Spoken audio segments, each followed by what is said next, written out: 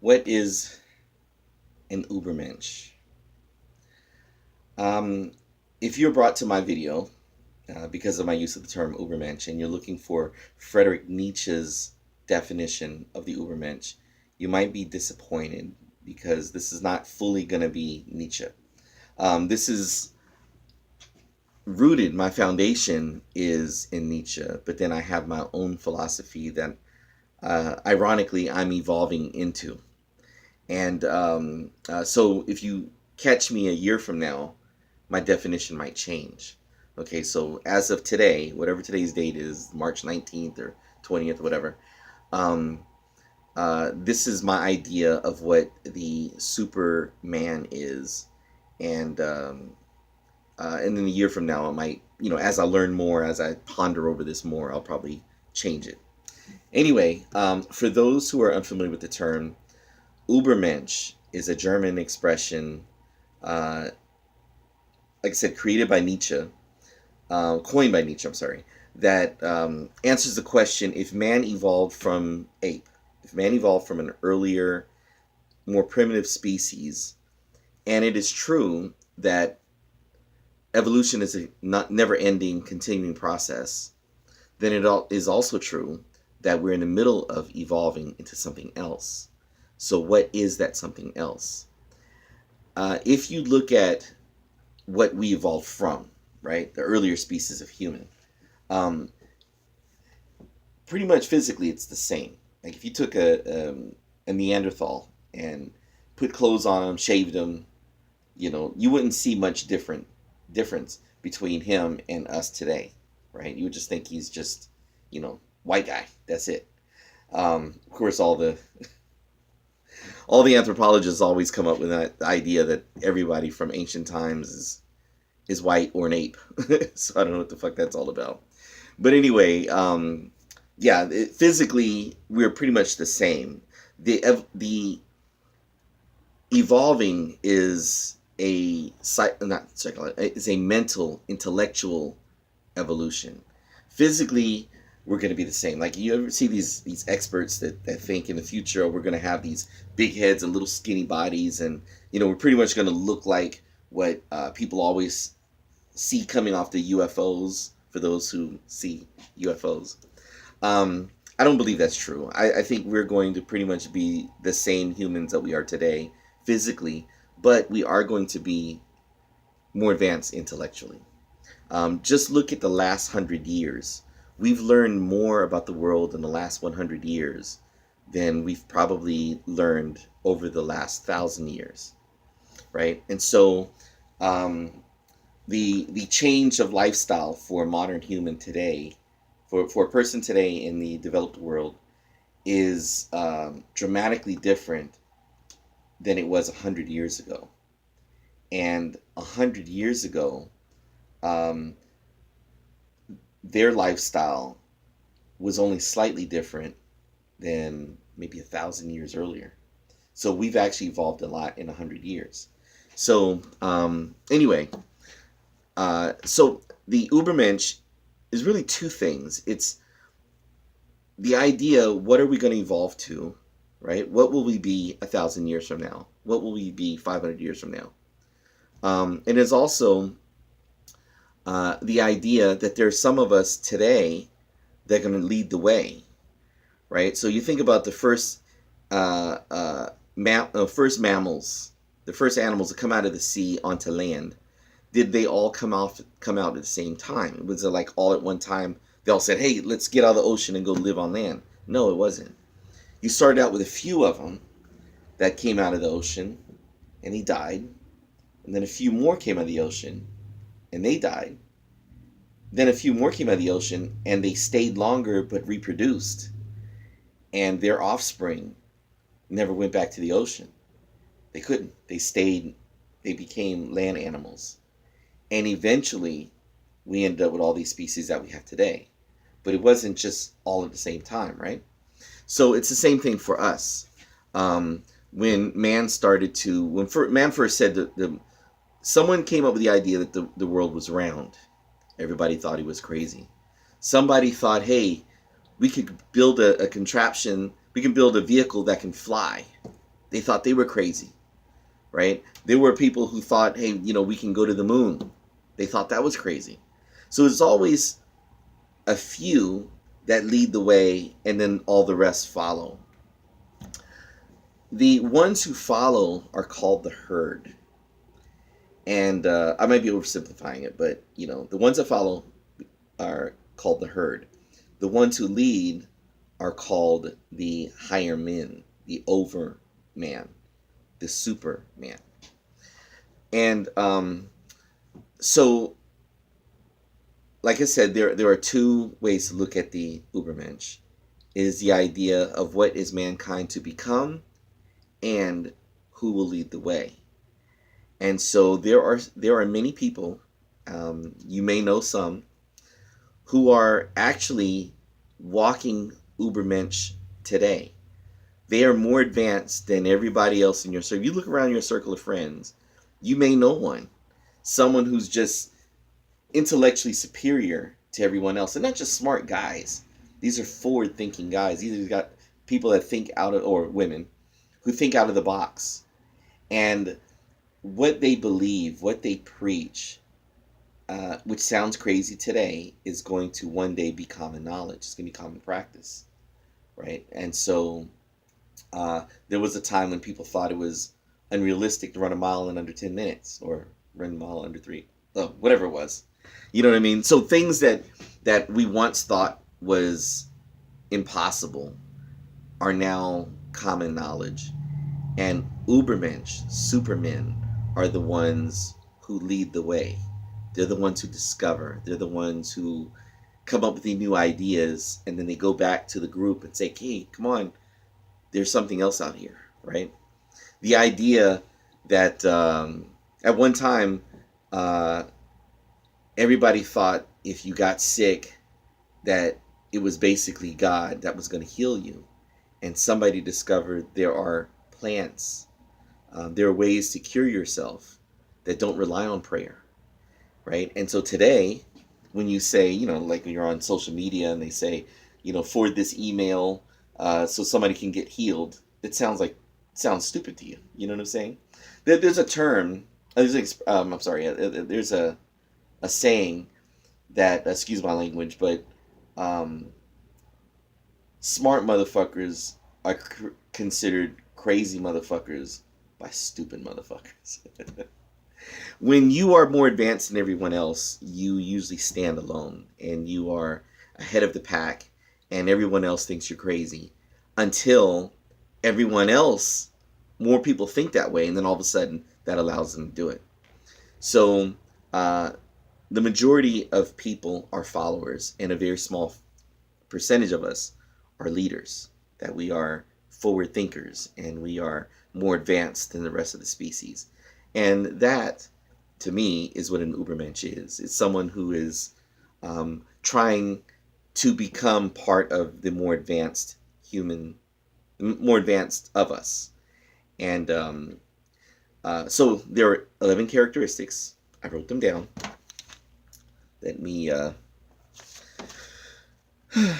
come up with it. I'm going to give them very generic right now, and then I'll probably do few videos in the future to explain them better. The first one is that he has a quest for knowledge. His learning did not stop when he graduated and got his degree, right? And Ubermensch is someone who is always learning, always studying. He's an autodidactic. He is someone who is in constant pursuit of knowledge, and he's adding to his what would I call that? Intellectual foundation. You know what I mean? He's gonna be smarter 1 year from now than he is today.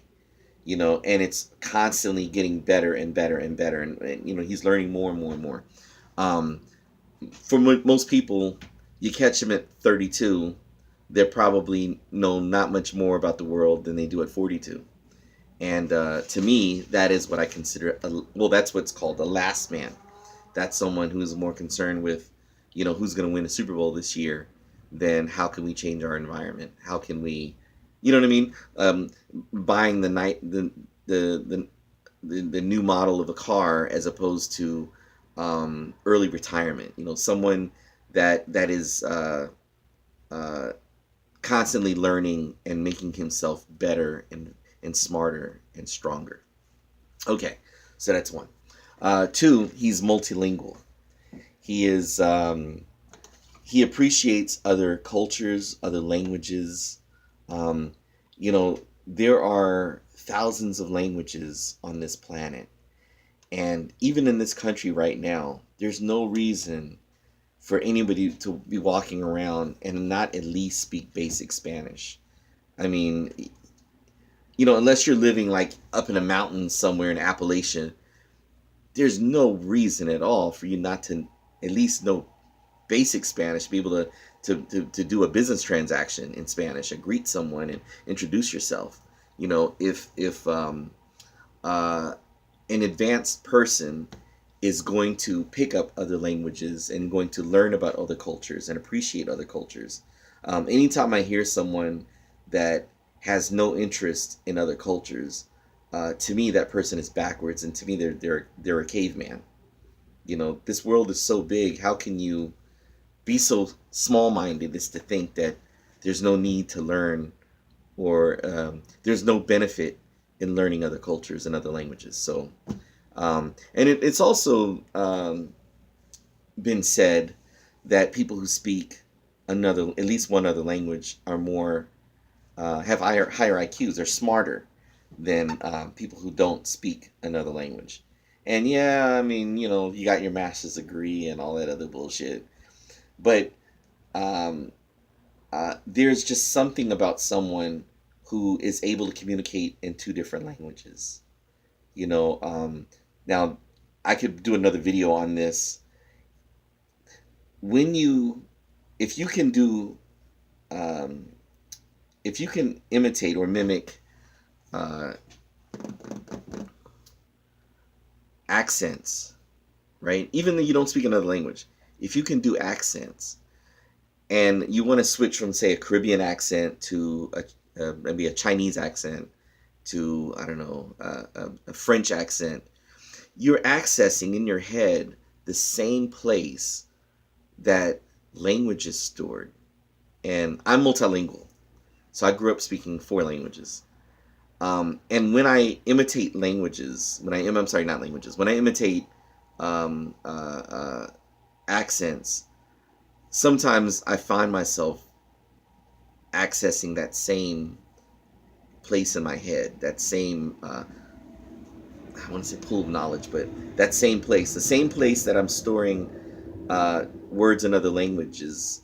Um, I have to access that same place for accents. So if you can do accents, trust me, all of you can learn to speak other languages. So that being said, history.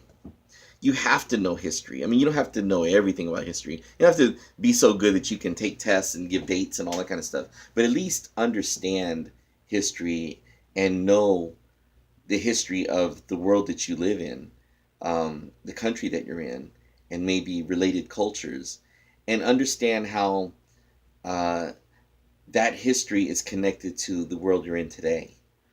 Um, it's crazy to think that there are people who don't know what happened in this country 100 years ago. That's just nuts. I've found that many people, many immigrants, know more about American history than Americans do. Yet many Americans still feel intellectually superior to foreigners who can tell you their history and tell you yours. So anyway, second characteristic. Um, oh, they understand psychology. They understand social political dynamics. They understand human nature. They know how things work. They know what makes people tick. They understand the dynamics of relationships between people. Um, they understand power. They understand human behavior. That's number three. Number four. Oh, that was number four. I'm sorry. Um, he is a master of what I call his nafs. Nafs. Google it. In Islamic culture, in Arabic, nafs are your lower self, meaning, excuse me, uh, the man of a man of integrity, a man of high morals, um, is operating at a higher level than a man who's just existing. And your nafs are your basic human desires, not necessarily needs, but your desires. Um, and a higher human being has control of them.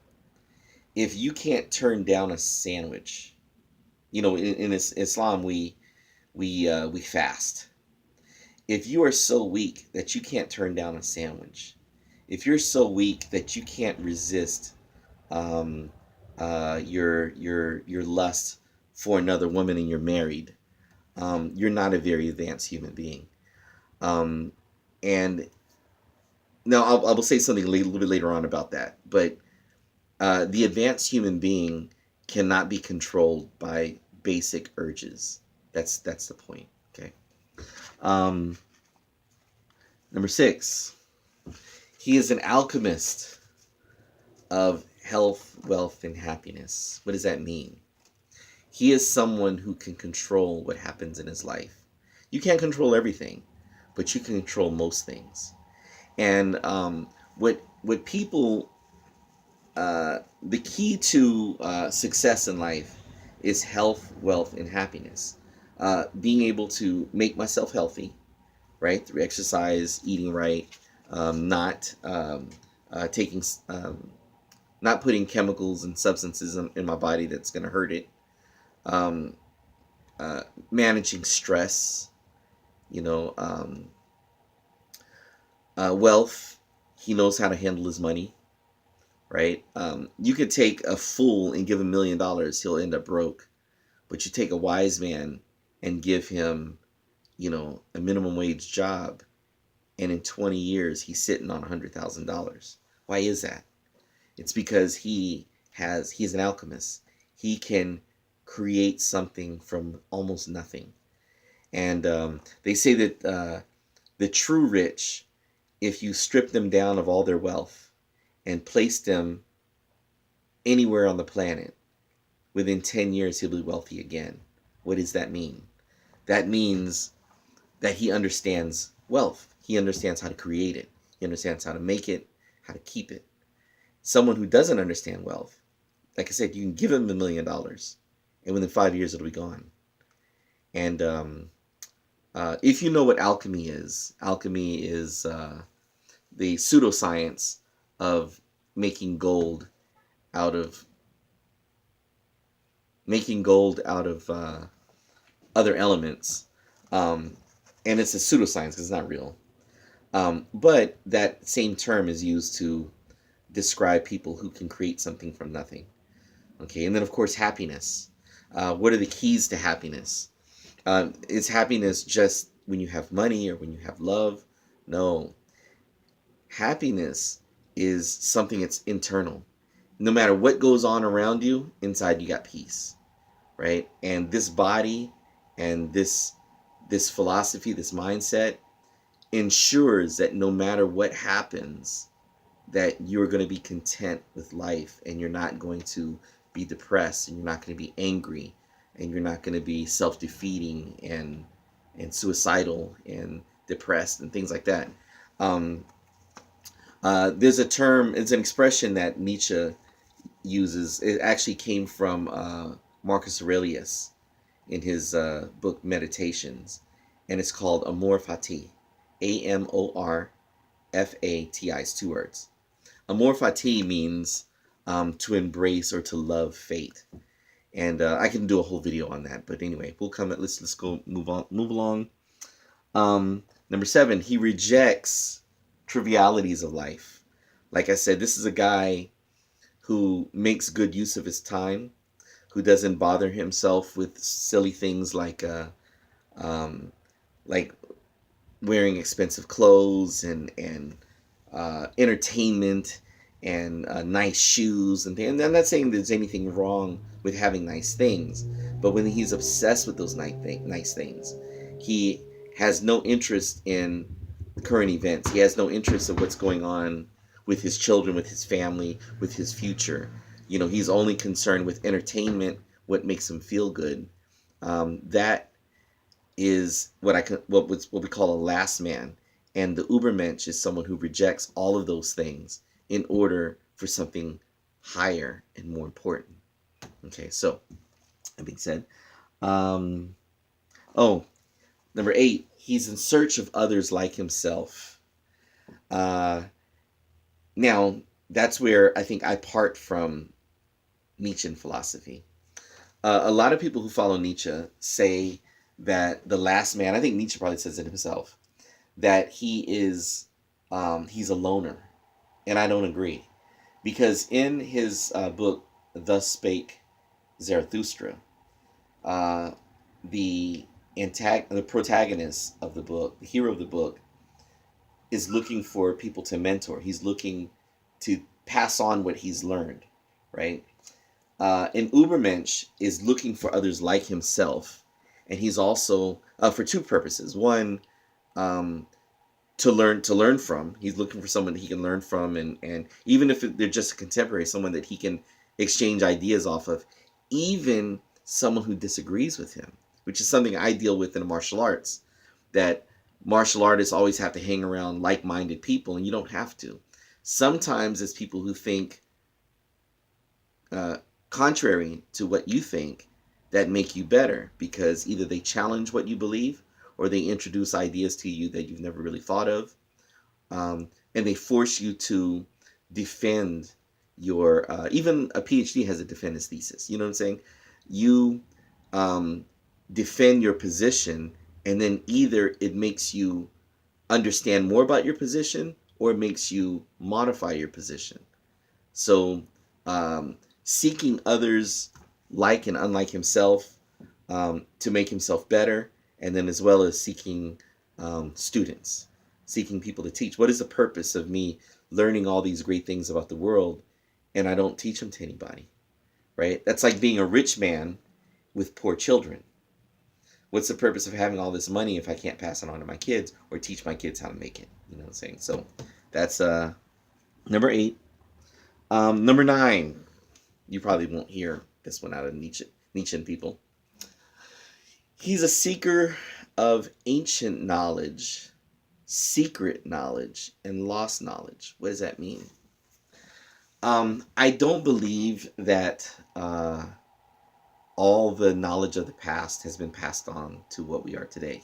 Right now, there are mysteries that the ancients know that we don't know. You go over to ancient sites, Petra and Machu Picchu, is it Machu Picchu? Something like Machu Picchu, something like that. In southern, in Peru, ancient Egypt. Modern man today, with all the technology we have no idea how these structures were built, right? There is knowledge that we had centuries, millennia ago that we don't have today. We don't know everything that they knew. We can't build another pyramid like the pyramids in Giza, not using the technology they had. Matter of fact, many of those things, even with the technology we have today, we can't do it. So there is knowledge that was lost, and I believe that the knowledge is out there to be learned. So the Ubermensch, the advanced human, the advanced person, is looking to learn from that secret knowledge, that hidden knowledge. Now, again, speaking as a martial artist, there are many secrets about fighting, secrets about health and longevity that are not passed down to everybody. And many times you can study martial arts under a teacher and never get that knowledge.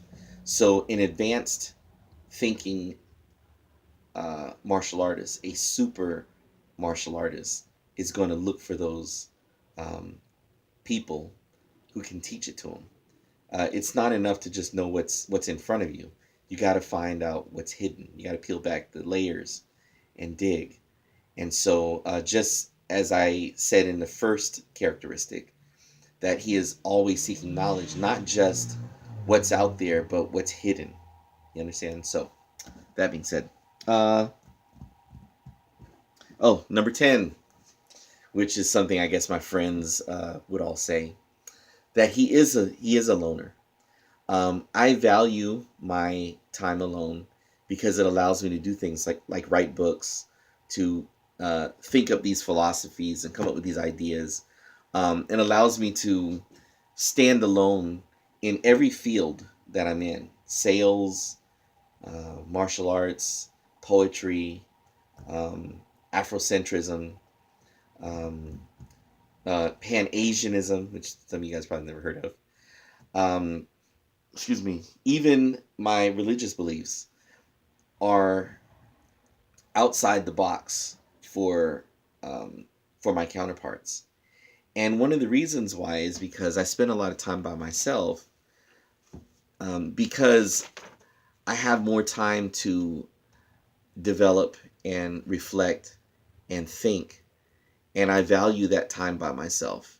Plus, on top of that, a lot of people that are around me, they just they don't identify the stuff that I want to talk about.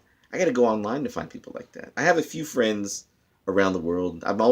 Almost every day I'm talking to somebody that lives in another country, and so many of these people have become my friends. We've met up, met up in Panama and the Philippines, Taiwan, and the reason for that is that there's so few of us that are out there who think like this.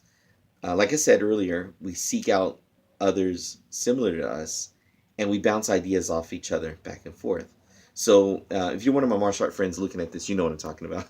So, I do have a lot of ideas, and I'm always learning from my friends, and I keep people around me that think like I do. But I also spend a lot of time by myself, which is why I like to work the way that I work. Um, I like to work the way that I work so that I have more time to think. Right now, it's late at night, uh, and I do for at least the next couple months. I like working in the middle of the night because it gives me time to talk to my creator and to talk to myself, and which, in fact, which leads me to the last one. Um, he is engaged in self deification. And again, this is where Nietzsche people probably part with me, because Nietzsche came up with this phrase, God is dead and we have killed him. What does that mean? Does that mean that he really believes that God died? No. What Nietzsche really means is that man has become so advanced, we no longer blame everything on God. We now, if grandma gets sick and grandma gets healed, instead of, we know enough now that we don't have to say, oh, she lived because I prayed, right? No, she lived because we kept her hydrated, and we gave her antibiotics, and we kept her warm, and we built up her immune system. That's why grandma stayed alive, and I prayed. So self deification is, you no longer have to turn to this higher power for everything. Now, I know my Muslim brothers are gonna, that's like, that's shirk right there. That's blasphemy. No, it's not. What I'm saying is that I understand, or I'm learning to enough about my environment and the world around me, that I can control a lot of things. And one thing I do know is that a lot of times when you pray, you're actually talking to yourself. When you're praying for something good to happen, you're praying for a solution, you're actually talking to yourself. And so advanced human beings know that they are not victims of fate, that they actually have control over what happens to them. Even when things happen that are out of their control, they know how to spin that and turn it into something more desirable. And anyway, that's the last item on my list. And my video is, oh my God, 29 minutes. So let me end now. All right, you guys, I'll talk to you later. And there will be follow-up videos where I'll explain each one of these. Okay, so they won't be so long. All right, talk to you later. Bye.